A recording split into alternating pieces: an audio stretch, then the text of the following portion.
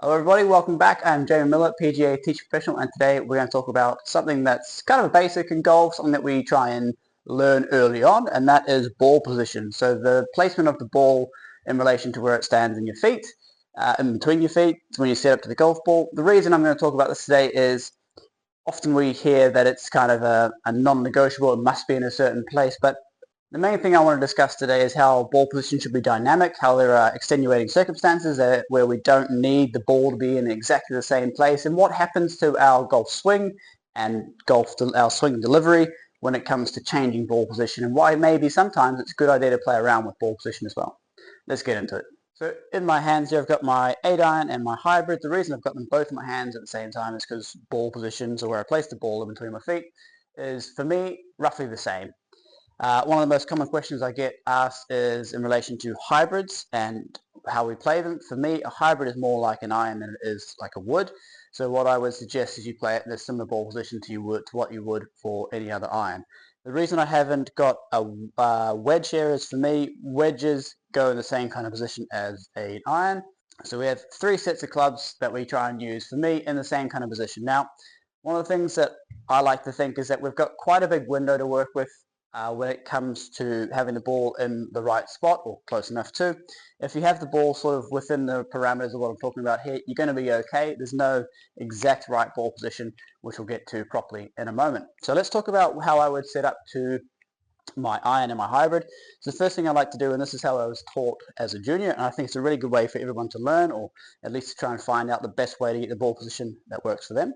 So what I like to do, feet close together to start off with, club goes behind the ball, and I'm going to take a medium step with my left foot and a medium step with my right foot. That should get the ball somewhere near the middle, just slightly ahead of the middle of my stance.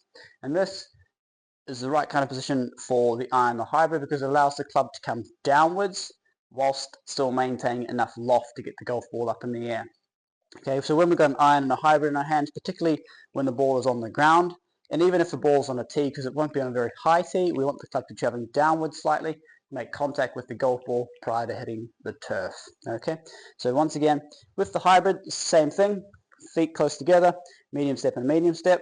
That should get the ball somewhere near the middle to slightly ahead. Okay, let me demonstrate what that kind of shot looks like. Okay, so feet close together, medium step, ball in the right kind of position, shot.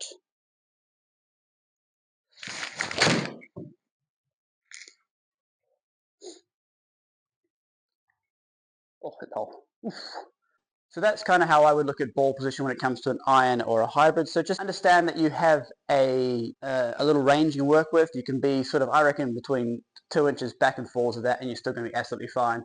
You may end up delivering different lofts or different club paths, but within reason, it's not going to affect your shot too much. And in fact, you will adapt to where you put the ball anyway. So as a good guide, I think it's a really good place to start with iron. Fairway wood in hand now, and again, it's going to be the same idea. So feet close together, ball in the middle. I'm going to take a small medium step and a big step.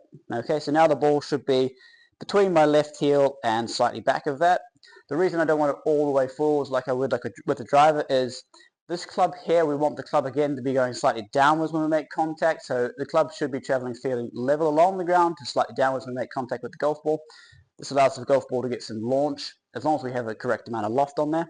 So let's hit a shot now and just sort of see how it works out. So I got ball in the middle of my stance, a small medium step and a much bigger step.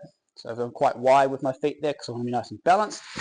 Now the club should be traveling slightly downward to make contact with this, hopefully helping me get the golf ball up in the air.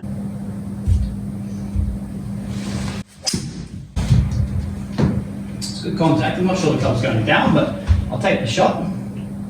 Yeah, very slightly up. So the club is traveling exceptionally level with the ground when making contact there, which is what we want. When the club are going slightly down, very level with the ground to make good clean contact. So ball position there is really key to make sure we get good clean contact when it comes to the fairway wood. We don't want it as far forward as driver, but we don't also want it as far back with the iron. Let's move on to driver and describe some of the differences when it comes to that club. I don't drive it out, so this is definitely a different club and in a way a different swing altogether. We want the club to be traveling upwards as we make contact with the golf ball. This is going to allow us to make it easier for us to launch it high with less backspin, meaning we're going to get more distance. It's also the only club that we tee up super duper high. And part of the reason for that is to make it easier for us to get the club traveling upwards and making contact with the golf ball very cleanly. So now we don't have to worry about ground interaction. We're going to put the ball further forwards in our stance, which is going to give us more time to get the club traveling upwards, making contact with the golf ball. So to do this, once again, club goes behind the ball somewhere in the middle of my feet, middle of my feet, and I'm going to take a very small step with my left foot, a much bigger step with my right foot. Now I'm feeling like the golf ball's in line with my left heel, maybe even slightly ahead of that. There's going to be giving me plenty of time to get the club traveling upwards. Something we'll get to a little bit later in the video is what happens to the golf swing itself as we get further and further forwards or back in the golf swing. Now, let's hit a shot with driver. You should notice that with the ball further forwards, my club is now traveling upwards slightly, or quite a bit, depending on the person, when I make contact with the golf ball here.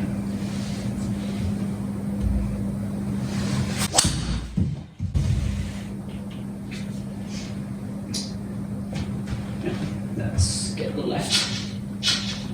What's that? So those were the three basic ball positions. Let's move on now into why ball position should be dynamic and what happens to the golf swing when you do move the ball around in your stance. For the next part of the puzzle, I'm going to talk with the hula hoop here. This is going to help me demonstrate what happens when we move ball position in our stance. So in its most basic form, the golf swing is a circle around ourselves on a tilt, which I'll get to in a moment. But because it's a circle, it's not really got any straight pieces, which means that we have these curvatures in the golf swing that we try and work with. So when I put the ball further back in my stance, that curvature of the golf swing is traveling more out towards the right for a right-hander, out towards the left for a left-hander. And that's going to affect the type of shot that I'm hitting. If I put the ball further forwards in my stance, the same thing's going to happen, but now the club is traveling more leftwards as I make contact with the golf ball. And again, that's going to have some kind of effect on what happens to the shots that I hit. If you're someone who struggles with driver, and this is something I see quite often in lessons, where we get these massive curvatures from left to right, or right to left as a left-hander, and you often get the ball striking the top of the club face, popping straight up, maybe just check ball position, because often what happens is people try and put the ball so far forwards with driver that it gets outside their front foot, and instead of allowing them to hit up on the golf ball, it's kind of outside their range of reach. So what they tend to do is try and reach for the golf ball, getting the club traveling down and to the left instead of upwards for us, making contact with the golf ball on the downswing, leading to these shots that either at the top of the club face, or if they make good contact with the golf ball, it actually tends to get the ball launching quite low with these huge curvatures on it, because the club is traveling so far towards the left, it's almost impossible to hit a straight shot from there. Let's talk about the tilt of the golf swing now. So obviously golf swing's in 3D. A club moves down and up and left and right and around. So we can visualize this by using the hula hoop, where we have the ball slightly further back in our stance. The club is now traveling more out to the right, but also more downwards as it makes contact with the golf ball. And then if we move the ball further forwards, not only is the club traveling further left, but it's also starting to travel more upwards. So we can use these kinds of things to our advantage. And this is why ball position can be dynamic, because these changes in the club direction, the swing path, also allow us to change the shot shape we're going to play, and we're going to talk about that now. So in my hands I've got the iPad with the data from the shots I hit earlier with my normal ball positions. So I'm going to show you the changes that we get when it comes to changing ball positions. So the first one I'm going to hit, I'm probably going to hit these all with iron because it's easier to control the loft and control strike when it comes to these shots as well.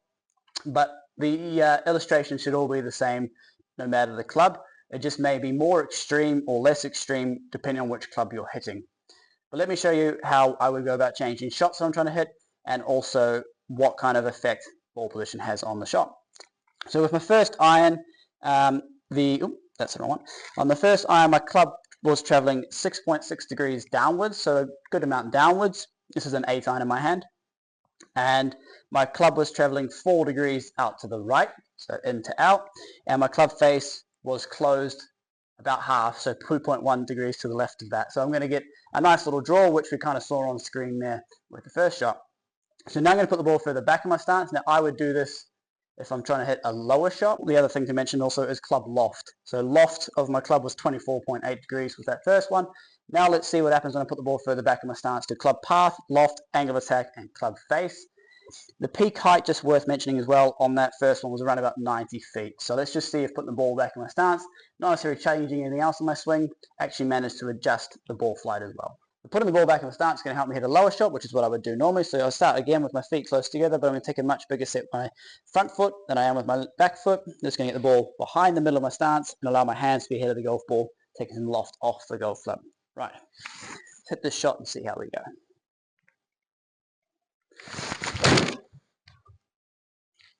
It's definitely lower. Oh, didn't hit hard enough. But what happened to my club path there is it's changed quite a bit. So it's now gone to 6 degrees into out, or out towards the right for me as a right-hander. That means that I've got more potential for more curvature if I wanted it. So to get curvature on the golf ball, what we want to have is to have a separation between, so moving the ball further back in my stance, I've now got myself more separation between my club path and my club face, which allows me to get more curvature. So to get curvature on the golf ball, what we have is a separation between the direction the club is traveling, to the left or to the right. For me, it goes out to the right, which allows me to hit the draws. So that would be the red stick here. It's going further to the right than the orange stick, which is the club face. The greater the separation between those two, the more curvature or more potential for curvature we have dependent on strike. The blue stick is just target line. So you can see that my club is traveling out towards the right of where the target is. My club face is also pointing to the right, but further to the left than my club path is. This allows me to create separation between the two, increasing the amount of curvature or tilt I'm going to put on the ball. So to put this into a more realistic scenario, if I was trying to go around a tree, I might put the ball slightly further back in my stance, not necessarily a lot back in my stance, because I still need the shot to be functional, but that would help me create a more or a greater separation between my club path and club face, meaning I could maybe curve the ball a bit more. Put the ball further back in my stance allows me to hit the ball lower, but it also allows me to hit the ball with more curvature from right to left, so more of a draw. But what happens if I need to hit the ball from left to right? Well, for me, and this is something that you might have to play around with, putting the ball further back in my stance makes it too hard for me to get the club traveling to the left enough to get the ball to curve from left to right. So I actually have to do the opposite. Let me show you. Now what I'm going to do, put the ball further forwards in my stance and show you what happens when I try and hit a low shot now. So as I mentioned before, I find it very hard to put the ball further back in my stance and hit the ball from left to right. So if I put the ball further forwards in my stance, which should in theory, as we saw with the hula, get the club traveling somewhat more further to the left, it should allow me to create the separation that I need between club face and club path to get the ball to curve from left to right. The problem with that is it's now further forward in my stance, and as we saw, that allows the golf club to be traveling further upwards as well as a general rule. So I'm going to have to make some compensations for that. The problem with this is I don't want to use this shot very often unless I really have to and I have no other option. I can hit a fade from a normal ball position, but not a low fade. And I can't hit a low fade from a ball position further back. So it's a shot that needs to be practiced. And this is something that I think people don't understand when it comes to ball position, is it needs to be dynamic, as I've said. But then you need to go out and practice it and find out what happens for you in certain situations. So that shot there that I hit, I'll find out how high it went. I'm going to try and hit one the same height, and I'm going to get the ball to try and curve in the other direction. Let's get into it. Here I'm going to play this shot. I'm going to try. I don't think this will go anywhere near as low as that last shot where that was 35 feet. But what I'm going to do, I'm going to put the ball in the middle of my feet again and take a small step and a much bigger step. This is going to get the ball somewhere near more where I'd have driver. Now to get the club traveling down and try and take some loft off of the club, whilst also getting it to go left, from left to right. I'm going to put my foot a little bit to the left of where I want my target to be. I'm going to lean into my left leg to try and get the club to go downwards. I'm going to put my hands ahead of the golf ball to try and take some loft off as well. So you can see it's not as easy to hit this one lower because I've put it in a different ball position, so I'm making adjustments. And these adjustments are what you have to go out and practice and find out what works for you. Hit these shots that you need to hit, because you will come across these shots no matter where you get into the golf course. So let's try this one again. Nice low fade if I can.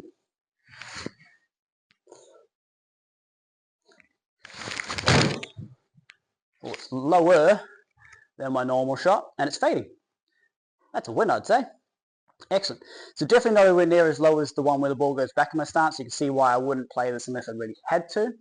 So that one peak height was 60 feet, 20 yards, if you want to think of it that way, which is almost double what I had before with the ball further back in my stance. But it's another shot that I can have in my arsenal if I need it to.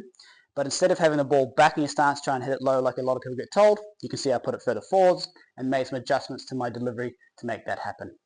So if you're someone who hits the ball quite low, can you make the golf ball go higher by changing ball position? Absolutely you can. It's something, again, it's a skill that you need to learn, but what you can do, put the ball further forwards in your stance, so much more where we'd have it for a fairway wood with an iron, instead of where we have it for an iron. This allows the club to be going less downwards and allows us to have a little bit more time to get a bit more loft on the golf club to get the ball launching a bit higher. The issue that comes with this one is ground strike. So if you put the ball further forwards, the club is probably going to bottom out at its lowest point a bit before the golf ball, so we have to make adjustments and account for that. Again, you could lean into your front side to see if that makes any difference for you whatsoever in terms of ground strike, or you could just have some practice swings trying to make sure that you make ground strike further ahead of where you would normally have it. So for me to hit a higher one, so my first shot was a 90-foot peak height. Let's try and get this one over 100, or even as high as I can possibly get it. So my feet, I'm going to put the ball up near where I have it for a fairway wood or a driver again.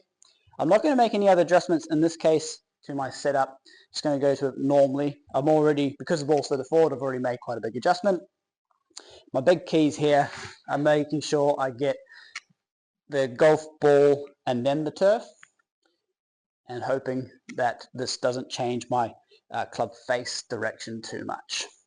Again, this is all practice stuff that you can put into play. Let's see how we get on.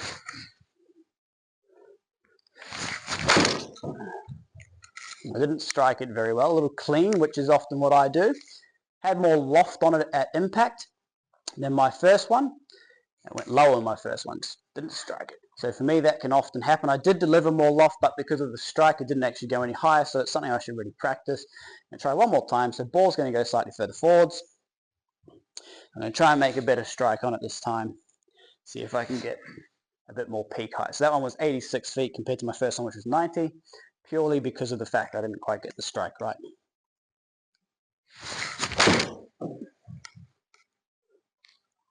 Still struck it a little bit thin, but I did manage to deliver even more loft this time, so hopefully we should see the ball go a lot higher. The other thing to note is my angle of attack changed quite dramatically in those two shots. So that one is now 104.8 feet. So we've given ourselves another 15-foot height, which might help me get over a tree. But you notice that the strike was something that disappeared when I moved the ball slightly further forwards. So putting the ball further forwards for me meant that I caught it a little bit thin, which is something I'm going to have to practice or take into account depending on certain situations on the golf course. That's all for me today. Hopefully you enjoyed that. Hopefully you learned that ball position is not a one-size-fits-all. There is no exact right ball position. It is dynamic. It needs to move around depending on the shot we're trying to play. It needs to move around dependent on the swing that we have. The most important thing is that when you change ball position, you understand what happens to your swing when you do change it. And hopefully you also learned that you can give yourself some new shots just by moving the ball forwards or back. And sometimes it's not always as straightforward as it has seemed. Like for me, where I have to move the ball forwards to actually hit a low shot that curves from left to right. Let me know if you have any questions at all. Otherwise, thanks for watching. I'll see you all again soon.